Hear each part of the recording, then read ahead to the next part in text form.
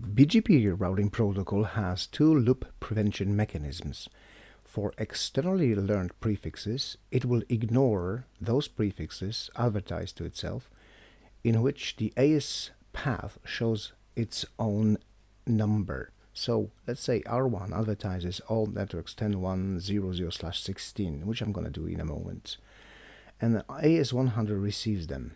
So before it happens, it is eBGP connection, R1 will append into AS path attribute its own number 500. So we have all the prefixes with AS 500 in it.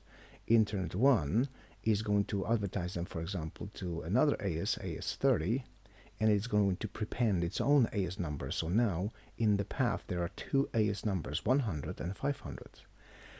R1, let's say, it is receiving those same prefixes from R3, and R3 prepends its own AS number to AS path, so it would read 30, 100, 500. Since R1 reads its own AS number in the path, it ignores those prefixes. That's how a loop prevention mechanism works for externally learned prefixes. For internal learned prefixes, it's a different rule. It's called BGP split horizon. More on that in just a minute.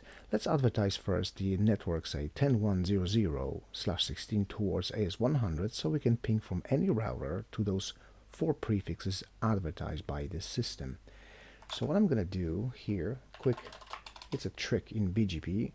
I cannot advertise networks I don't own. I don't have actually currently show IP routes 10.1.0.0 network, but I can create one using a static route like this.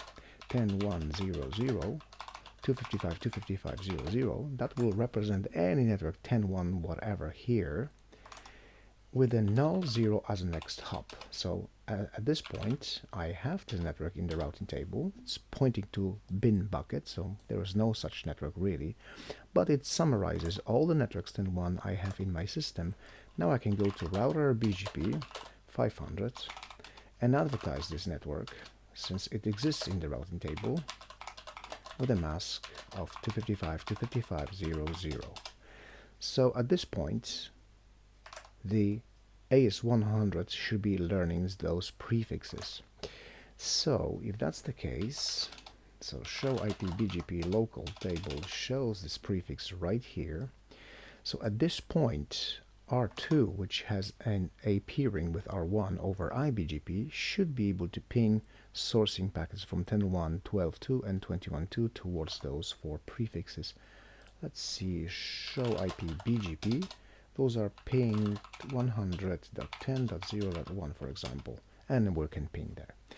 So now let's just advertise those prefixes to R5 using iBGP peering between R2 and R5 and see what happens. So what I'm going to do is quickly jump to router BGP 500 here.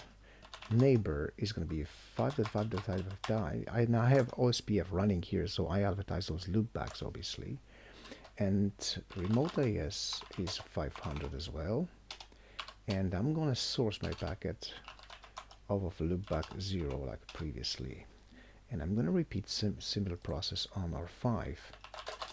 Router BGP 500, my neighbor is going to be 2.2.2.2. Remote AS is 500 as well. That forms the iBGP session here. And let's update source loopback 0. Now we don't know which one is going to be client, which one is going to be server, so it's safe to do this on both. The BGP peering is up now, but what is happening, I am not receiving any prefixes, and I won't. Why is that? When R1 advertises those four prefixes learned over eBGP towards R2, R2 has a loop prevention mechanism, BGP split horizon, which prevents R2 from advertising prefixes learned over iBGP towards another iBGP router. So what's the solution to the problem? Well, the first solution is to basically have full mesh, but that poses a certain challenge when we have lots of routers and networks. Lots of routers use this formula. So there's a formula, n times n minus 1. Let's just go for n minus 1 divided by 2. So if I have, let's say, 3 routers in my picture, it's not that many, because that will be 3 times 2 is 6 divided by 2 is 3 peerings. But if I have 10 routers in my picture, that will be 10 times 9, which is 90, divided by 2, that's 45 peerings. And if I have even more routers, it grows quite quickly. So to avoid that, there are few solutions to the problem. One of them is to use route reflector. Route reflector basically is a router that learns prefixes over IBGP and re-advertises them over IBGP, but it is our duty to make sure there is no loop between the routers. So here there won't be any loop. I can do that. So route reflector is going to be basically a device that actually does not follow the rule and will advertise those prefixes over IBGP. So at this point, the router that can do that is R2. Whatever we learn from here, we can advertise to, let's say, here and here over IBGP. But if I am receiving prefixes over EBGP and then learn them over IBGP, now I cannot advertise them. So when I make the route to a route reflector, I will basically ignore that rule. Since there's not going to be any loop here in BGP, it's just point-to-point connections here between those 3 routers, I can go ahead and do that. So how do I configure route reflector? In this particular example, R2 is going to be a route reflector. So what I'm going to do, I'm learning over IBGP and I need to pass them over IBGP towards R5. So R5 is going to be my route reflector client. And that's how it's going to be configured. Section router BGP. Neighbor 5 route reflector client. I'm gonna add this command. So what is happening now, if R5 is my route reflector client, whatever I learn over IBGP, I can pass them onto the client, and whatever client teaches me here over IBGP, I can pass to another one as long as they are clients. Now there's no eBGP connection here, so I don't have to do anything in this particular situation, but in the next video I'm going to elaborate on the behavior of the prefixes learned through route reflector client.